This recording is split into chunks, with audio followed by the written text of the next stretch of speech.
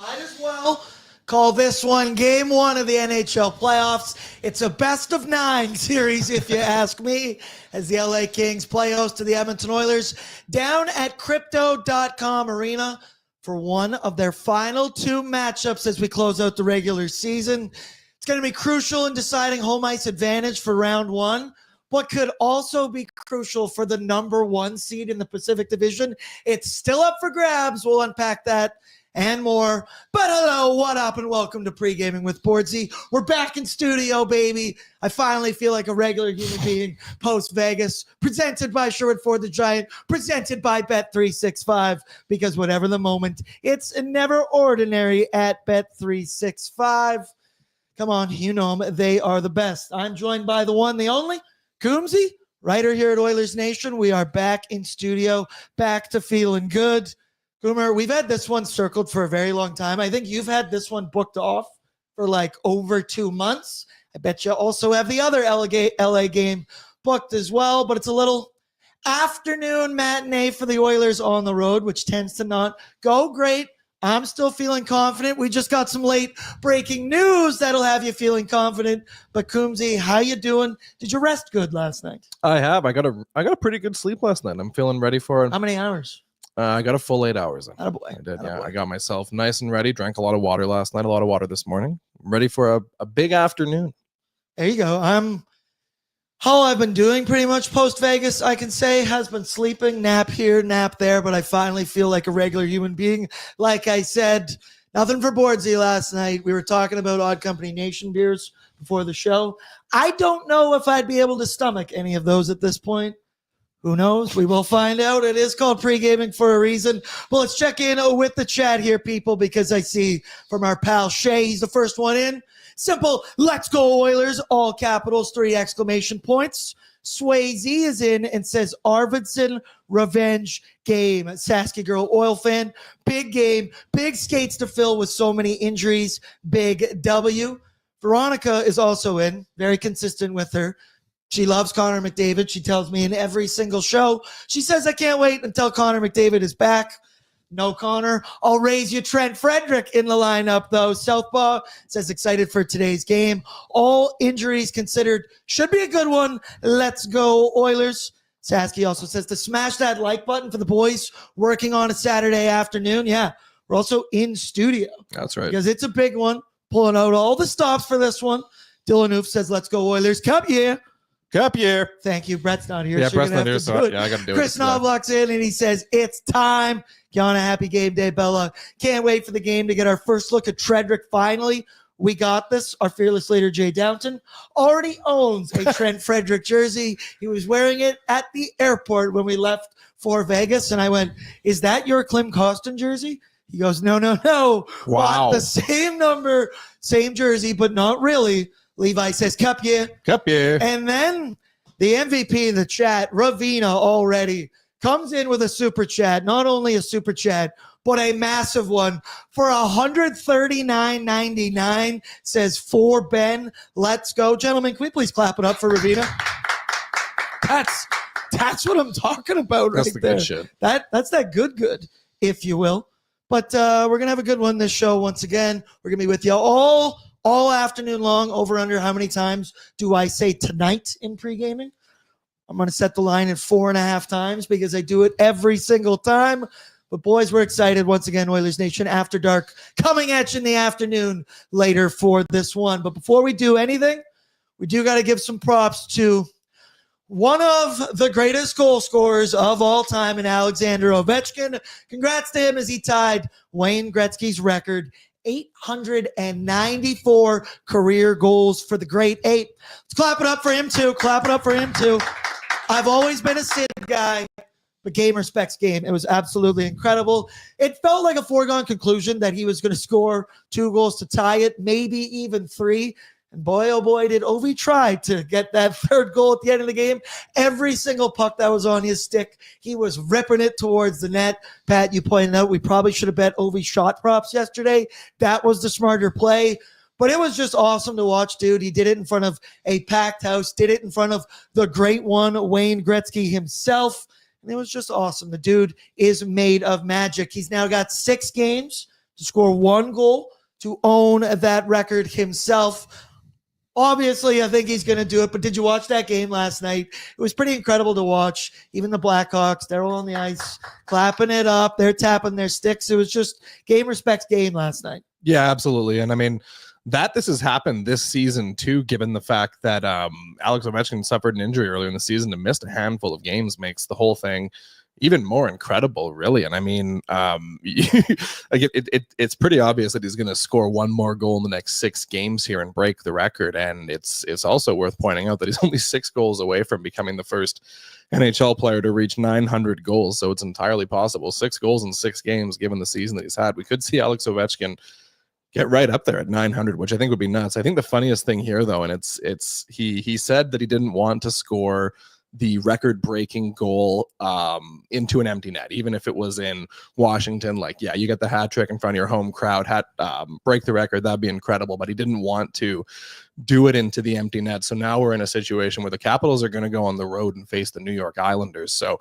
anybody who wants to potentially be in attendance for that record-setting once-in-a-lifetime goal is going to have to spend over $1,000 to go to what might wind up being just a regular season New York Islanders game. Just imagine being one of those people that drops like a G on that game and Ovechkin doesn't score a goal, or it turns out they're like, you know what, let's healthy scratch him so he can score the goal next game at home. I'm pretty sure it's also at 10:30 a.m. tomorrow Mountain Standard Time is when that game is going down. So you better get on the plane right now if you're willing and wanting to do that one. But it will be an all-time moment whenever that goes down. Also, Coomzy, did you see how smoothly I just did that? My entire computer just restarted. Yeah, our TV that we're looking at too. Baby, everything in front of us. We didn't disappear, did we? I just kept talking. I was like, you know what? Are we still there? I'm pretty sure that was just on my end because Pat says we're still going. That was very, very weird. But that's what you get here on Pregaming. Now, for the Edmonton Oilers, this is a massive hockey game. Like I said, this to me is just game 1 of the NHL playoffs because it feels like a foregone conclusion. They're going to play the LA Kings. We will discuss in a minute.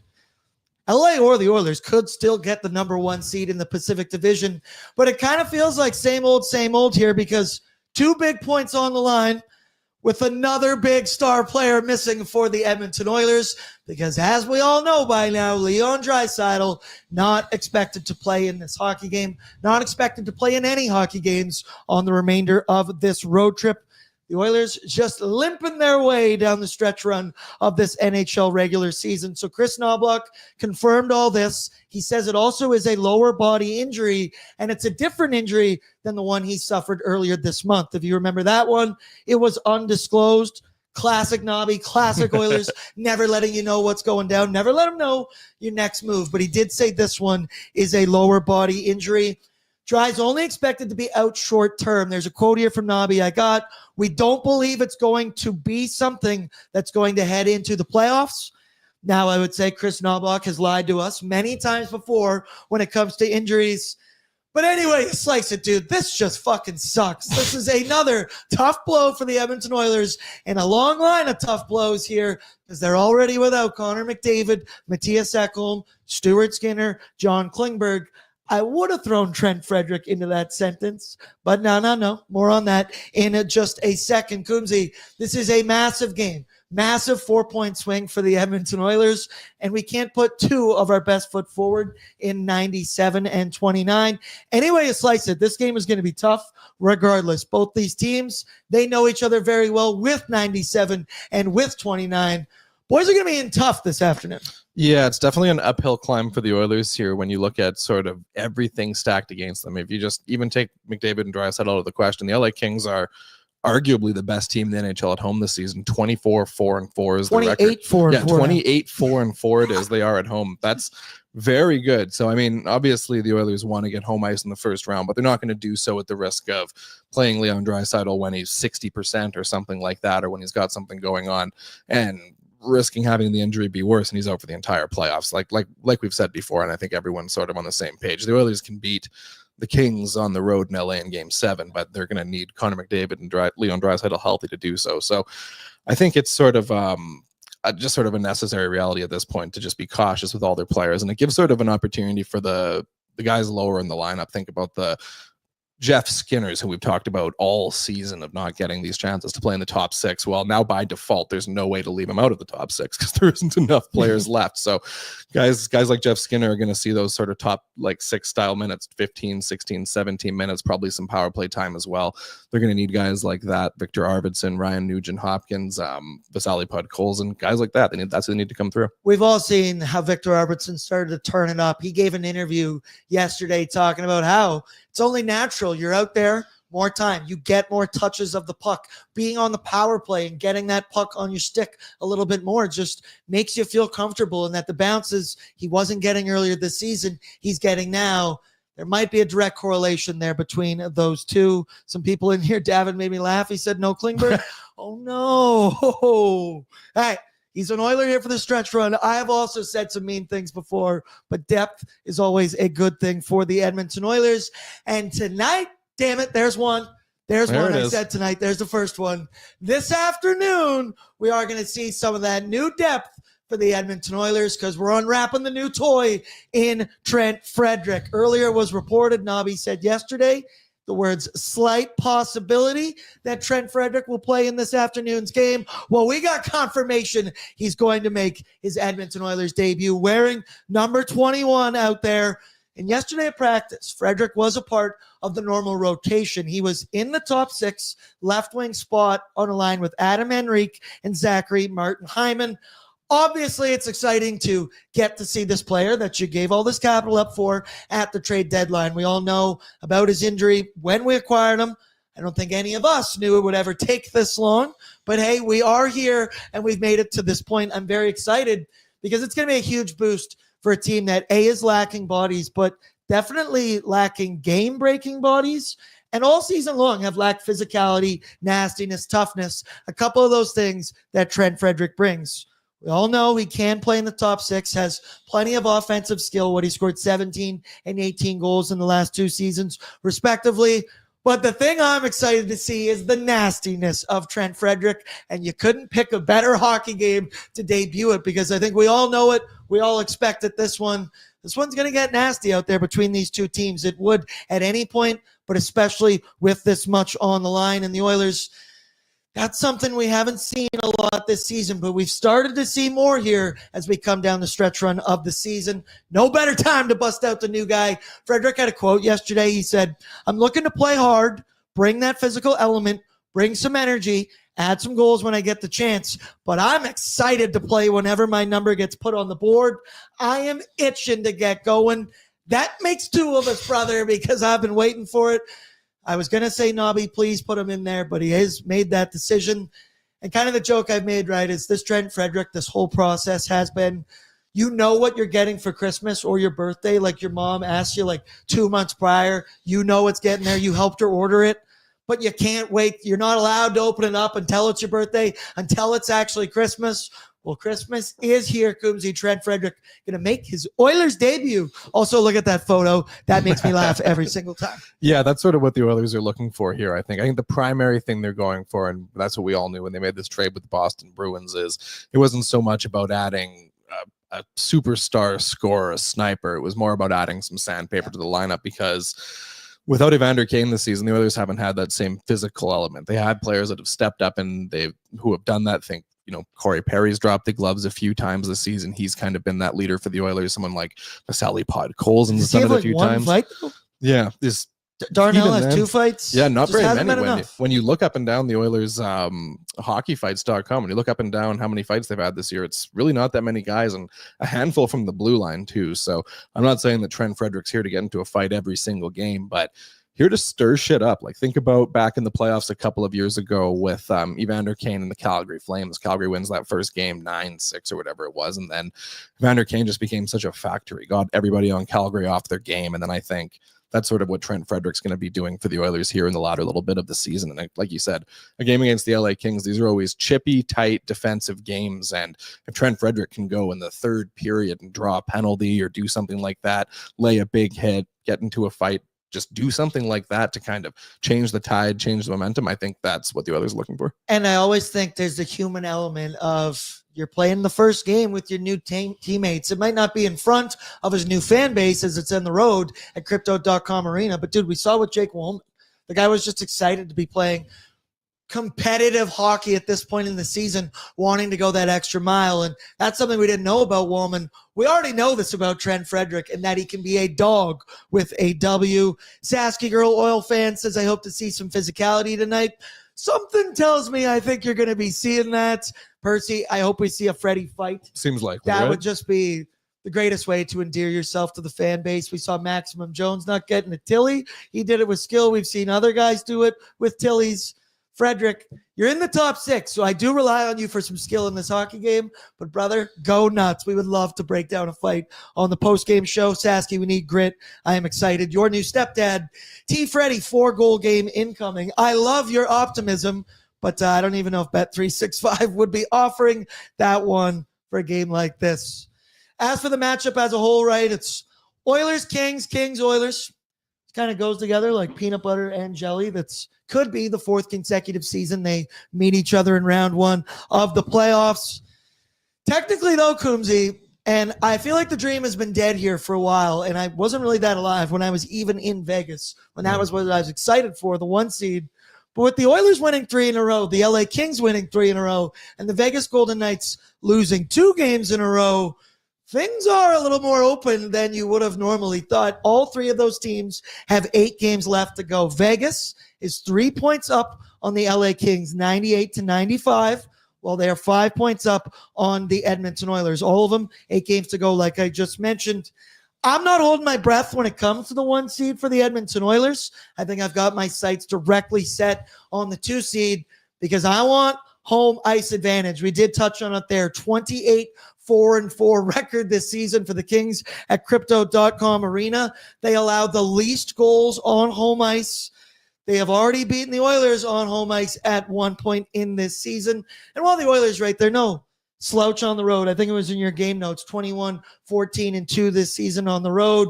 This year just kind of feels different between these 2 squads, right? Yesterday we had Dennis Bernstein on from the 4th period. He's a Kings guy, and he was talking about how this is probably the best puncher's chance the LA Kings have had or might ever have at beating the Edmonton Oilers in round 1, because not only are they such a staunch defensive team, they've always been that. They're 1-3-1 in years past, but they've moved away from that. They've scored a little bit more goals. There's no eye-popping offensive numbers. I would once again call them mid, but the combination of that with some insane defense, whether it's from Darcy Kemper in the crease, whether it's team defense, this LA Kings team seems different, especially on home ice. Thoughts on this matchup going into this one? Yeah, kind of a few things there to bring up. The Pacific Division race is sort of a hard one to look at right now for the Oilers, because as we just talked about, the getting healthy being the number one thing kind of. And also when you look at Vegas's remaining schedule, you see the only game they have left against a contending team is one against the Colorado Avalanche, and the rest of their games are Nashville, Seattle, 2 against Vancouver, 2 against Calgary. And if those 2 teams are out of the wild card race, if they continue to fall, then it's a lot of meaningless games for Vegas. But circling back to the Kings, I agree. This is the most intimidating I think the Kings have been in heading into a playoff series since that first year the Oilers played them back in. That would have been 21-22, and that was the Oilers, of course, coming off having just lost to Chicago and Winnipeg in the previous years in the playoffs. No one knew what to expect against LA.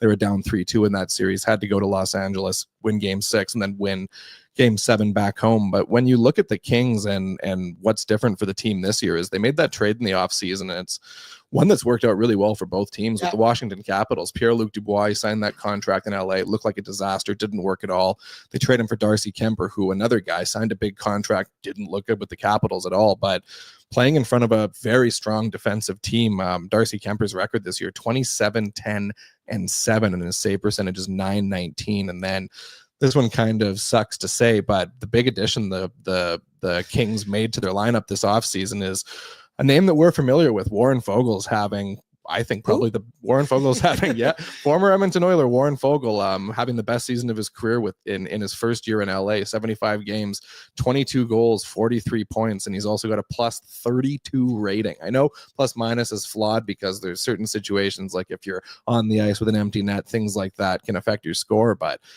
that's a very good that's a very good plus minus. I'm pretty sure his home ice plus minus is the best of any player in the NHL. Yeah. So the Kings have added themselves a really good goalie. They added themselves that middle six scoring winger they needed to kind of round out their second, third line, give themselves some more offense. Then also a breakout season here from Quinton Byfield, 19 goals, 47 points. The Kings kind of had this core of young forwards that everyone had been talking about for so long, and then finally one of them breaks out. Yeah, Quinn Byfield's always a guy that I feel shows up against the Edmonton Oilers as well. He's got that big body. It's shocking how young he still is for how many years he's been in the NHL already. But you mentioned it there with Darcy Kemper, dude. Last season for the Washington Capitals, he had an .890 save percentage. This season, he's up to .919. That's a difference of 0.29 in just the snap of a fingers, and he's now 34 years old. Like, you think of last season, we're like, okay, he's peaked. Now he's on the backside of the hill here. And something for the LA Kings, right? They've always seemed to have been just one good goaltender away, whether it was Jonas Korpisalo, David Rittich, Cam Talbot. Felt like a revolving door of, I don't know, could this guy make it work? But Darcy Kemper, once again, Dennis Bernstein yesterday said he should be up for the Vezina. Obviously will not win it because of Connor Hellebuck, but that he is through and through the team's MVP this season. And when you look at their good defensive numbers, he is a big part of that. Let's go now to I need to know information courtesy of Wilhauk Beef Jerky, because only the finest tasting meat products earn that Wilhauk name, made from a 100% pure Alberta beef. Their jerky is aged, seasoned, smoked, and marinated to savory perfection. They gladly fill orders of any size, and you can find their jerky, sausage, and other products exclusively out of their Leduc location. So the season series between these two teams is 1-1 right now with 2 more games to go. LA beat Edmonton 4-3 in OT back on December 28th. While the Edmonton Oilers responded a week later with a 1-0 victory over the Kings at Rogers Place. So both teams winning on home ice. No need to tell you why it is so important. And then, of course, the two are going to wrap it up in game 81 of the season. Thought it was just a tattoo bet that I was going to be sweating out for game 81, but nope, still going to be the Pacific Division race. There you get a look at the schedule. So 2 more games on this roadie. We have been confirmed that Leon will not be playing on either of those. Home against the Blues. We've been spent all season talking about Broberg and Holloway. We forgot to talk about Warren Fogle being the guy that also left the team and is totally turned up. 1 against San Jose.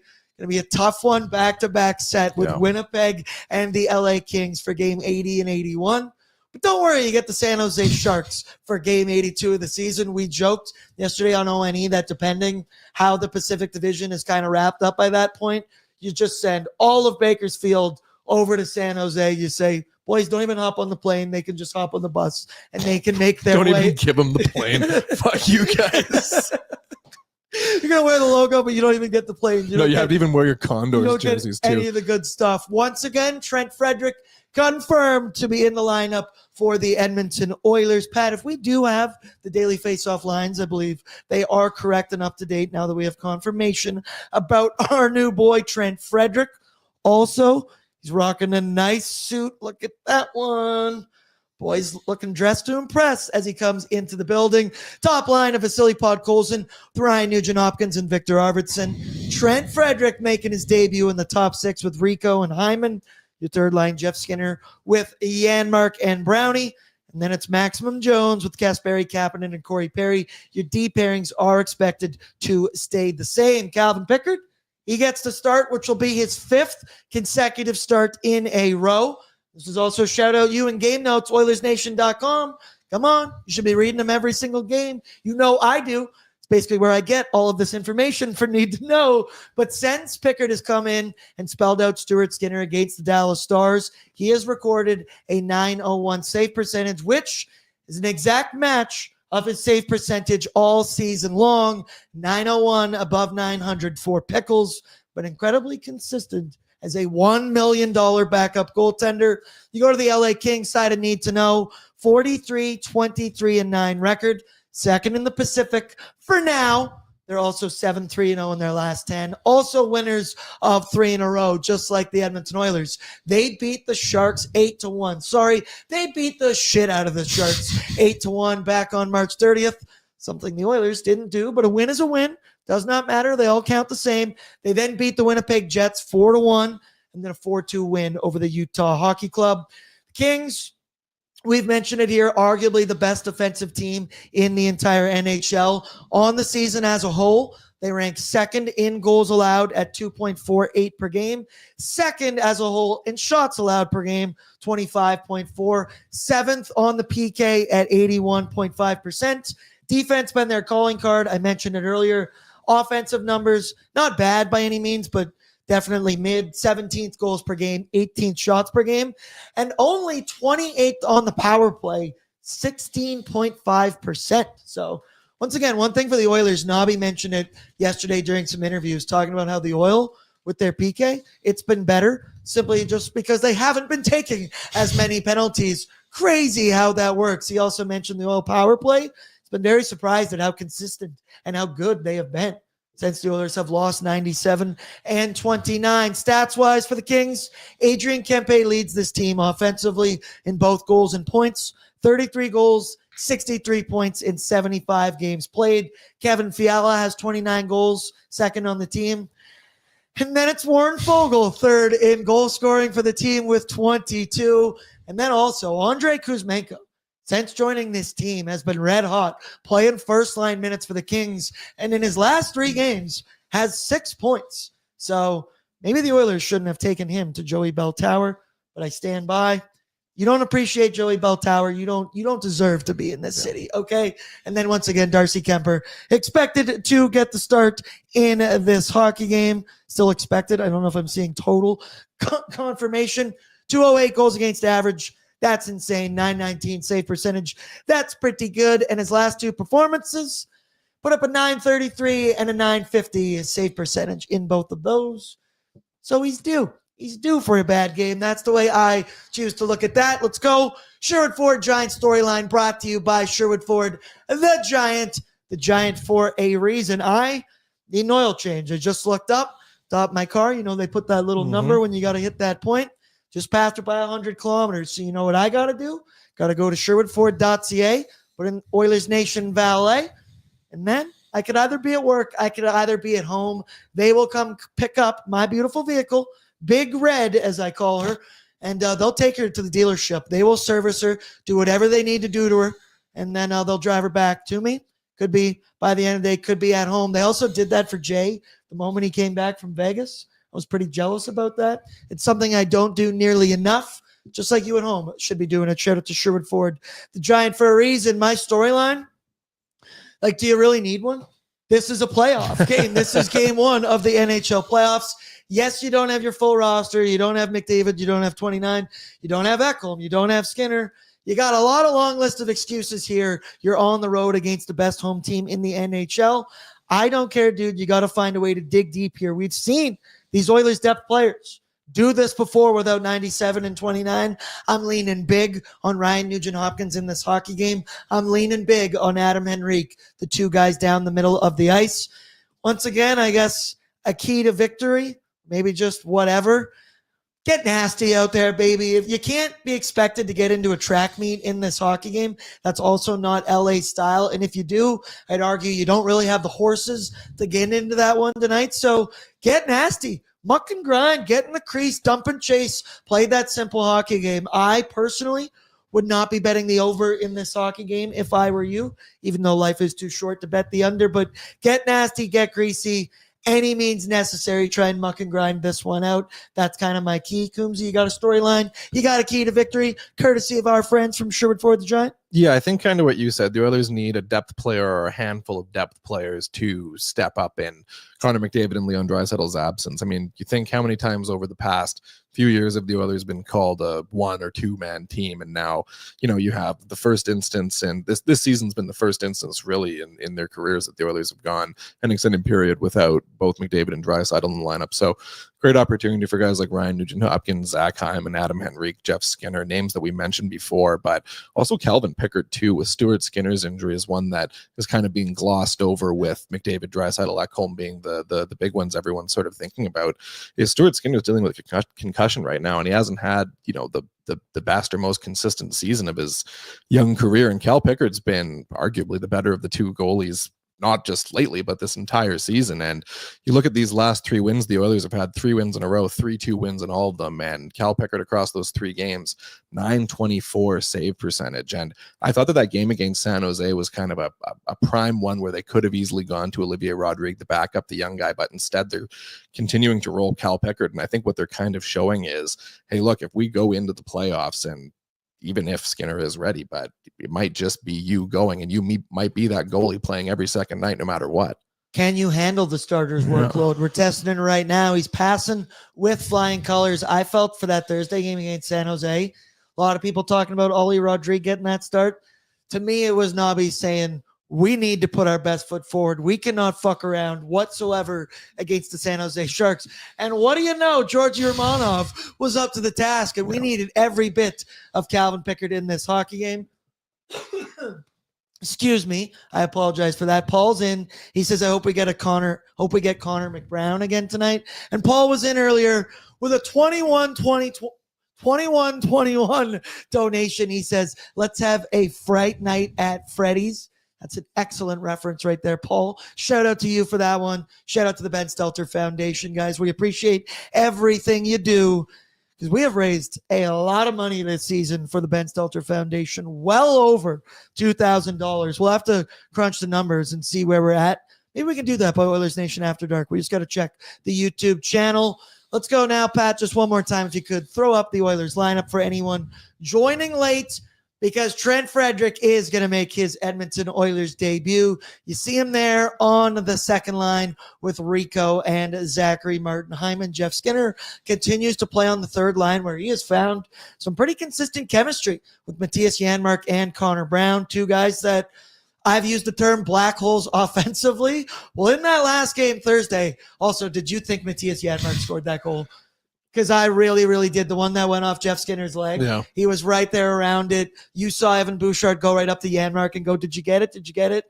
And it always shocks me how honest they are. Because he just goes, no, I didn't do it. He just doesn't even believe that he can score a goal at this point. He's like, well, it definitely didn't touch my stick. Doesn't sound like something I would do. I can confirm with you that it definitely did not touch his stick. But you look at the depth there, different looking Oilers lineup without 97 and 29. And they've really been able to tread water. And Coomzy, one major reason why has been the offense provided by number 33, top right of your screen there, Victor Arvidsson, dude. He's been huge lately for the Edmonton Oilers, really rounding into that playoff form. He's got goals in 3 straights.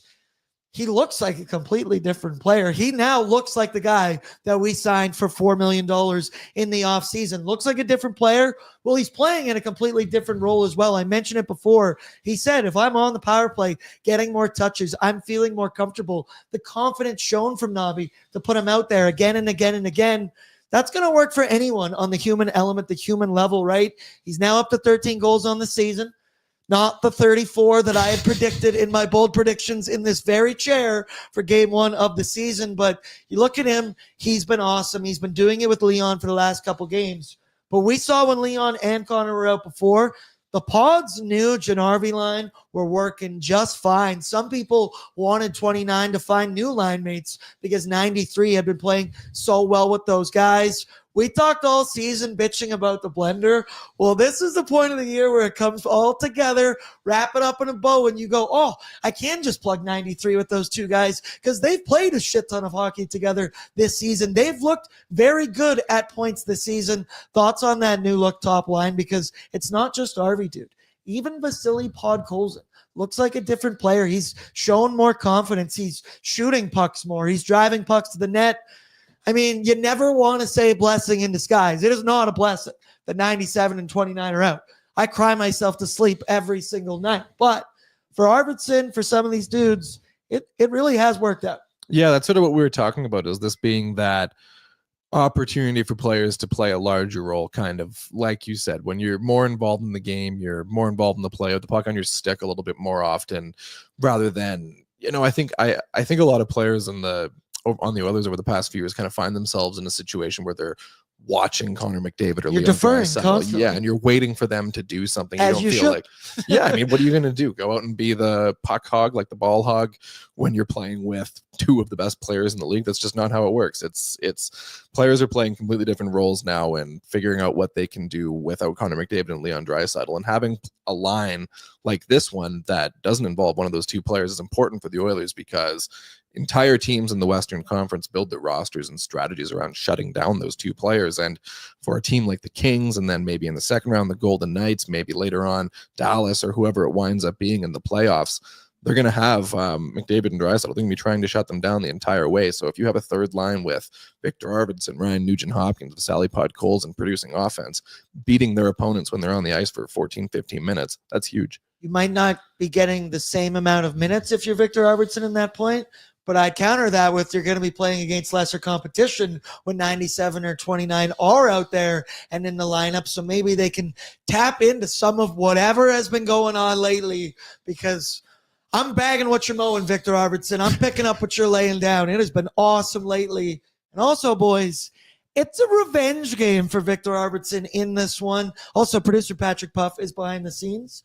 Plus 300 for an RV revenge goal. Yes, no, maybe so. I'll start with you. Yeah, that sounds like it's going to happen. Pat, should we wager? I didn't put it on the bankroll, but yeah, I think plus 300 is pretty juicy. And he's done it 3 games in a row. He's been hitting True. the shot props left, right, and center. This kind of just feels like one against his former team. Remember, he played 3 of the last seasons with the LA Kings.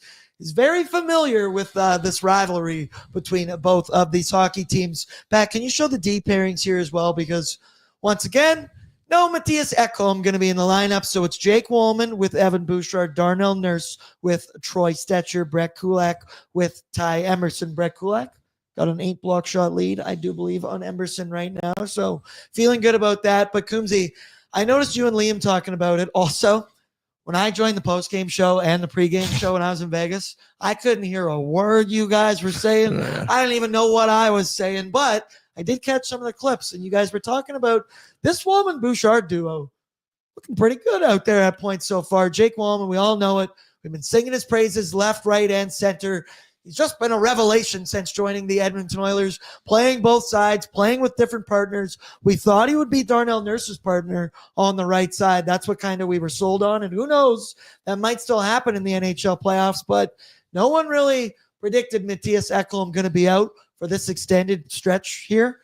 And Jake Wallman has fit in that spot very, very comfortably. Could you see Jake Wallman in that spot in the NHL playoffs? I definitely think so. And I mean, I think this goes back to what you just said with the lineup blender being making sure players are comfortable playing in different situations. I mean, Matthias Ekholm being out, maybe when he gets back, they go back to that pairing we've seen forever with him and Evan Bouchard. But also, if this has been a successful run for a handful of games, then if Ekholm is back before the end of the season, assuming that he is, then it also gives you a chance to try something different. Like we've talked on this show before about the idea of Darnell Nurse and Matthias Ekholm on more of a shutdown pairing. Would that be a good look for Darnell Nurse to play in that sort of role? It's hard to say, but at least, you know, you have the versatility with a guy like Jake Wallman who can play both sides effectively to try those different things. And I think the Oilers are in a different situation now with their blue line than they have been in previous playoff years, where it felt, how do you even move around the blue line? It was just Darnell Nurse and Cody Ceci, and then hope for the best. Yeah, I hope for the best. And then it felt like the Oilers took that big risk in the conference finals last season, which was move CC down and put Philip Broberg in that spot and on his off wing. So maybe it does wind up being Matthias Ekholm and Darnell Nurse. It's hard to say, but at least there's options. Yeah, I'm still very, very concerned about this whole Matthias Ekholm situation. It's been a while. No shit, Bordzy. It's not a good sign as we head into the NHL playoffs, because we've seen it all year. Hasn't looked like the same Viking that we all know and love. He's been battling something. It's been illness. Is it injury? I know Bobby's so good at just working around his words and saying stuff, but not actually really saying anything. It was like managing a lingering issue. Does that say injury? Does that say illness? What does that mean exactly? Either way, all I know is I am very alarmed. And then obviously Trent Frederic making his Oilers debut. Just checking here now, Bet365. They're on it. Plus 750 for an anytime goal from Trent Frederic. I don't know about that one. I don't know, but that is extra juiced for a guy playing in the top 6. especially with Zach Hyman and Adam Henrique. But Coomzy, expectations in this one from Frederic. He has not played since what? I think he was injured in February when he was back with the Boston Bruins. I know it was in a game against the Toronto Maple Leafs. Pretty sure it was February. So it has been a minute for this guy. And the Oilers, we've been prioritizing health. So he should be at 100% strength in this game. Expectations, because for me, it's throw some big hits, get in on that forecheck, do some shit around the net, get in a scrum after the whistle. I'm not asking for a fight. I'd like a fight. I wouldn't complain if he got in a scrap, but expectations for Frederic in his Oil debut. Yeah, I think a combination of high and reasonable expectations. I'm not expecting him to, a first game in over a month. I'm not going 2+ points, Trent Frederic. Yeah, I'm not saying, Trent Frederic has to score a goal, put up an assist, get into a fight, Gordie Howe hat trick, otherwise it's a bust. It's just, can you come out and play? But that would be sick. That would be sick. That's what we all want to see, and I think we're kind of hoping for and trying to manifest, but I'm not going to sit here and say the guy's a bum if he doesn't do that. It's come and play a simple game, kind of that, that generic hockey media, like up and down your boards 110%, up and down your wings or whatever it is, 110%. Like, play that style of game. Play that, lay a few big hits on the forecheck, cross-check somebody in front of the opponent's net, do those types of things. Again, I'm not going to say go out there and get into a fight, go look for it in your first game, but I do think Oilers fans would love to see that. Nah, fuck it, I'll say it. Go look for a fight. It'd be absolutely electric, and you'd be endeared into the fan base forever. Bob Stoffers in says, is Trent playing? Yes, he is, brother, on the wing of Adam Henrique and Zachary Martin. Hyman also is in, just gassing me up. He says, Bordzy is right. Frederic last played on February 25th. Big brain Bordzy baby. That's an alliteration that I can get behind, but I don't think so. Are you a big baby? Well, big brain Bordzy. Yeah, you know what? I can. So are you the big baby or is it comma baby? Big baby Bordzy. Big brain. No, big baby brain. You're the big brain boss baby. Ooh, I never saw those movies, but that's what it was. Is implying here so you're a big baby. You know what was? Also, I forget who. It was Bella. Shout out Bella. She was on the nation vacation. Good point here. It says can't spell revenge without RV. That's good. Oh, that's it. I'm sold on plus 300 anytime goal scorer for Victor Albertson. Let's go now. Starting goaltender report brought to you by Sherwood Power Sports and Marine Price Thaw event going on right now. But people, if you got a boat, you need to get it serviced. All right. It looks beautiful outside right now. Granted, we did discuss before the show. We all know there's going to be at least one or two more massive dumps of snow, but it does get you thinking about it. Does get you thinking about being back out there on the water. So if you own a boat, you need to get it serviced maybe before May long weekend, before the summer. You can get that done at Sherwood Power Sports Marine in their 70,000 liter test pool. They got it in the back. I've been in it. Me and Waz have shot content in it. I've seen Waz swim in it. Shout out Waz once again. But Power Sports Marine in the heart of Sherwood Park. Shout out to the boys. All right. So here it is, your head-to-head. Calvin Pickard against Darcy Kemper. Kemper's got a healthy lead on both of those big numbers, 208 goals against and a 920 save percentage. He's also got 4 shutouts on the season. But Calvin Pickard, he has been no slouch. He's just been that high floor goaltender all season long, dude. 28-1. 901 save percentage. You literally cannot complain about that whatsoever, especially for the low price of $1 million a season.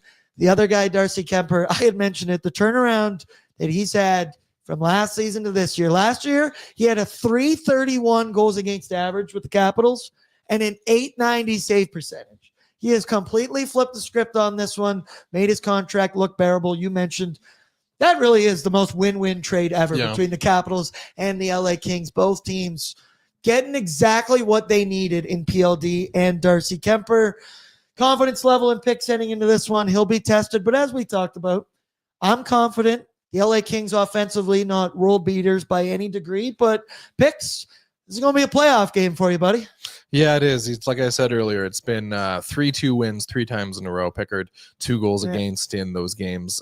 All 3 of those wins, Calgary, Vegas, and San Jose. And I think given the context, no McDavid, no Draisaitl for the Oilers, it might even need to be better than that for Cal Pickard. I'm kind of thinking this is going to need to wind up being a 1-0 or a 2-1 win against the Kings. Also, speaking of goalies, the Edmonton Oilers signed a goaltender, Nathaniel Day, to a 3-year entry-level contract. Call him up earlier today.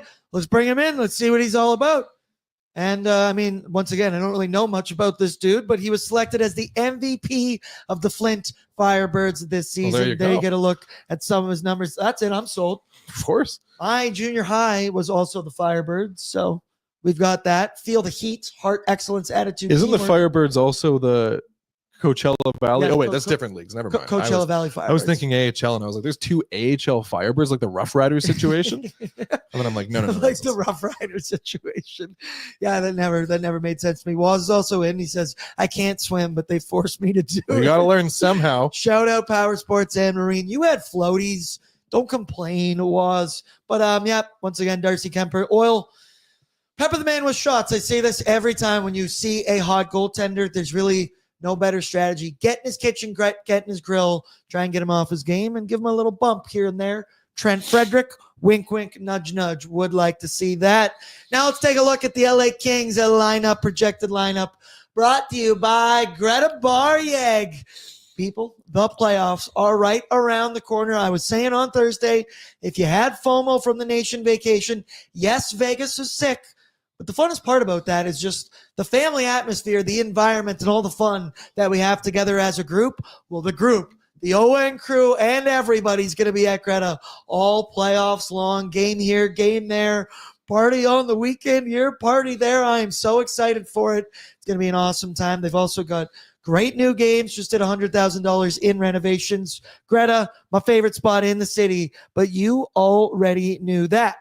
So you look at the top line here for the Kings, Andrei Kuzmenko with Anze Kopitar and Adrian Kempe. Wow. I'm not going to make that's okay. Kevin Fiala with Quinn Byfield and Alex Laferriere. There he is, third line, Warren Fogle, number 37 with Philip Deneau and Trevor Moore. The fourth line, Jeff Malott with Samuel Hellenius and Trevor Lewis. Then it's the Rat Boy, King of the Rats, Mikey Anderson with Drew Doughty. The fuck calls themselves Mikey? Grow up, Mikey. Joel Edmondson with Vladislav Gavrikov, Jacob Movar with Brant Clark. We know this LA Kings team very, very well. Coomzy. What can you say about him? Adrian Kempe, he's leading this team in goals this season. He's just a stud, seems to always find a way to score goals against the Edmonton Oilers. But Andrei Kuzmenko he's some fresh blood into this lineup right now. I mentioned it. His last 3 games, he has 6 points. It's no coincidence that the Kings have also won those last 3 games. And he's a guy that's been bounced around very much so far in his NHL career. It's been Calgary, Vancouver, Philadelphia, and now back over to the LA Kings. He's a West Coast guy, I guess, if you're checking it out here, but kind of feels like he's found a little bit of a home. And he's really, once again, this is more so from Scott Bernstein yesterday from the fourth period, joining ONE, but he was just talking about how he just brings a whole new element to this team of a guy that rips pucks first, that he's a shooter first, and that when he has even been featured on the power play, he's brought an element that the LA Kings have not really had so far. It's a pretty good top line, Kopitar, Kempe, and Andrei Kuzmenko. It is. The Kings have 3 lines here where I think the offense is pretty evenly distributed. That top line, I'd say, is probably the most lethal one. And then you look at the second one here, Kevin Fiala, Quinton Byfield. That's a pretty strong duo. Even that Alex Lafreniere, who's like the store brand knockoff Alexis Lafreniere, he still has 16 goals this season. He's a pretty good player in his own right. And then the third goal, of course, we already talked about him, Warren Fogle. And then Trevor Moore on the opposite wing there. They've combined for 40 goals this season from the third line. LA, they don't have an elite offense. They're not in the top half of the league in scoring, but all 3 of those lines really are ones that can score. And then the fourth line, these are pretty much all penalty killers. Outside of Trevor Lewis, who 38 years old now, has been in the league forever. He's still kicking. Yeah, crazy thing about him is, remember when the Oilers traded for Dwayne Rollison back in 2006? They gave Minnesota the first round pick. The Twins flipped that pick to LA, and that's who LA drafted with that pick was Trevor Lewis. So he's a fossil. I see Losh says grown ass man named Mikey. Mike D is in. See, like a regular person calls himself Mike. Thank you very much. Grown ass man. All except Michael as well, but Mikey, no. He says boo, Fogle, boo. So there's obviously, it's a revenge game for Robertson. It's a revenge game for Warren Fogle as well. some people online, everyone's way too sensitive, and I totally get it. But did you see his interview or clip or whatever? And he said, "Yeah, I hate the Edmonton Oilers now." What else is he gonna say? I still what love them. What else is he supposed to say? They're all my friends. I wish I was still there. Dude, they're all beauties. They're gonna win this cup this season. He's just playing I wish into I it. was there. Like, he's got to do it, man. I don't think I'll personally ever hate Warren Fogle. He was just a guy that good. he was a good guy for the Edmonton Oilers. He's been a middling sixth guy there all season for the Kings. He's been exactly what he was last season for the Oilers. Remember, he was stapled to Leon Draisaitl for pretty much all of last season, scored 20 goals, and for what we asked and what we paid Warren Fogle to do, I think he was awesome. I do look on it fondly. I also have a memory. I was at, I believe it's Alchemy in the Ice District, the one that has the bookcase that you can then go sneak behind the bookcase, and then it's like a secret bar back there. But Warren Fogle was crushing drinks right next to me, and his date went to the bathroom, mine went to the bathroom. We were just kind of looking at each other like, "Hey, dude, love you, dude." It's just, I got no problems with Warren Fogle whatsoever. But one thing about him, dude, so he has 22 goals this season. 20 of them have been 5v5 at even strength. So that's something that, whatever way you want to slice it, any team in the NHL would take that even strength scoring because, hey, you never complain about 25v5 goals. Pat, you pull up the whole roster here once again because, boys, we always do it. Give me a player to watch or maybe give you your pick.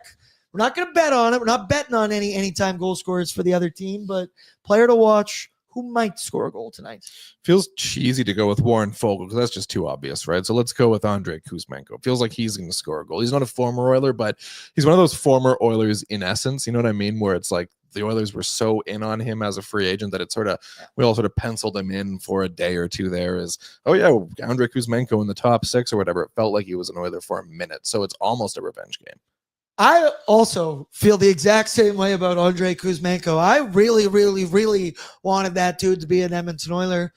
Why? I don't know. I was just sold on his hype from overseas and whatnot. But no. He turned down the Edmonton Oilers. So no. You don't get any love from me. I'm just, once again, I'll take the cop out. But you know what? No, I'm going to go Quentin Byfield because this dude scores goals. Feels like every time he plays the Edmonton Oilers, he scored some big OT ones earlier this season, I believe. He scored that OT winner. Big body, young player. Kevin Fiala, also sneaky, quiet, 29 goals this season. He's a guy that doesn't get all the love on the LA Kings. But hey, and then obviously Drew Doughty's still out there. He's still kicking. He might be as old as Trevor Lewis, but he's still got some game in that old skeleton as well. Let's go now, boards. It's bankroll, baby. That's what we're all here for. Brought to you by Bet365 because breaking news in from Bet365, where every nail-biting overtime win is a barn burner, every face-off hat trick, power play, shot on goal, penalty shot, and every suspenseful minute in between is amazing. Whatever the moment, you know it. It's never ordinary at Bet365. They're an official partner of the NHL. Download the app. Use the code NATION. Must be 19 or older. Please play responsibly. All right. So it's revenge game. I said I wasn't doing the goal. It's not on the bankroll, but I'm going to do it separately. Plus 300 Arvidsson anytime. Let's do it. 4 in a row. But the first option, RV over 2.5 shots on goal. That is currently plus 120. You give me a plus. The guy's been doing it lately. And, of course, the revenge angle. He's hit this line in 3 straight games. And over that stretch, he has 13 shots on goal in those 3 games. He said it himself. Top line minutes, top power play. He's getting more ice time. He's getting more touches. He's feeling comfortable. And if you look at that last goal he scored on Thursday against the San Jose Sharks, in the dead slot, ripping a one-timer. Also, the celebration might have been even better because he was on one knee, pumped the fist. That's the Arvidsson that we signed for $4 million a season. I think he's gearing up and he's heating up, and I want to profit off of that. The next one, hey, I'm just going to Boosh, 1+ point. I don't got 29. I don't got 97. Man plays a lot of hockey out there, and he's currently riding a 3-game point streak in which he has 5 assists over that stretch. Shout out to Bag Milk for these numbers. He also has 11 points in his last 11 regular season games against the LA Kings. Something tells me Bush is going to need to be on his game offensively for the Oilers to be in this hockey game. And then the other one, just going a nice two shots from the doctor, from Darnell Nurse. 2 shots minus 170. He's hit this in 3 of his last 4. Had 9 shots on goal in 5 playoff games last season. I just think sometimes against the LA Kings, they don't give you a whole heck of a lot. And we see it all the time where Darnell Nurse says, screw it, I'm just going to take the puck in his own end, goes up the ice, and he just fires one on the pads. I'm trying to cheat here. I'm trying to get an easy 2 shots on goal. Might not get much out of him, but hey, they all count the same on Bet365. Then honorable mention, RV anytime goal, or sprinkle on a Trent Frederic plus 750 anytime goal if you're feeling ballsy. Coomzy, which of those 3 bets do you like the most? I think I'm going to go with the Arvidsson one. I feel like he's going to see a lot of Yeah. ice time in this game. A lot of shots being thrown at the net, too. I was also thinking about maybe going on like the Nuge cycle. I wasn't thinking about shots for him, just 1 point, but he was minus 150. And I kind of felt the same way with Bush. So I went, okay, minus 145. I will take that one. Also, Bush riding that 3-game point streak. Patrick Puff, handsome Puff behind the scenes. Too bad they can't see your face. You're wearing a very, very nice sweater, though. It is nice. Too bad right? they can't see that. You're also wearing your Bordzy hat. No, it says Birdies. Patrick, which of these 3 bets do you like the most? And do you have anything going down on Bet365? I don't have anything today. I do like the Bush point, though. I think just with the lack of offense that we have out there right now, he's going to, he kind of steps up a little bit. And like you said, on the power play, that's been buzzing. He's usually whipping the puck around. So I really like that one. I keep saying Hyman goal, thinking that, he's got to step up with the big guns out. And he hasn't really lately, but I just always root for a Hyman Play the goal, hits. honestly. This is the one. You were just kidding the other times. Mhm. This is the time you really meant it. Yeah, I could, I don't know. Sometimes the way Zach Hyman and Adam Henrique, when they've had Corey Perry on that line, they're god-awful on that line. So I'm curious what Trent Frederic will bring there. Also, people asking, what's his nickname going to be? I feel like we had settled on some things, but I'd already forgotten about them. We'll workshop that during the game. We'll get back to you on Oilers Nation After Dark. But gentlemen, final question that I've got for you. Score prediction, anytime a goal scored. Give it to me, Coomzy. 2-1 Oilers, Victor Arvidsson goal. Yeah, right. It does feel like it's going to be not smashing the over in this one. What is the line on the over? Even looking at this, 0.5. 5.5. Over 5.5 is minus 110. That's when the books are not expecting a whole lot of goals. Pat, anytime goal score prediction? 2-1 Edmonton, possibly overtime. Jeff Skinner, I think. He's been putting the puck in the net. He's got it figured out lately, so I like rooting for Jeff. Once again, the LA Kings have the 7th best penalty kill in the entire NHL. Jeffrey Scotty Skinner, a little Victor Arvidsson. They've been getting more time on that power play. They've been looking good on that Edmonton Oilers power play as well. For me, I'm not going over. You can never go over. So I'm going to say 3-2. Because Brett's not here, I'm not going to say overtime because then I will be called upon to do the overtime winner thing that he always does. But hey, if we get there, I will do my best. I'm going to do that one, and it's Victor Arvidsson's world. We're just living in it. He's going to score that the anytime goal. Brady 10, he's in, says 3-1 Oilers. Zach Hyman, McKay Dry says 2-1 in a shootout. Oh, that would be stressful. That would be get some extra hockey in this one. Oh, also Coomzy. Excellent April Fool's Day joke on everybody. Pat, can we please clap it up? I don't know if you read it on the website. I laughed very, very hard about that one because I was a little hungover as well. And I was like, is this for real?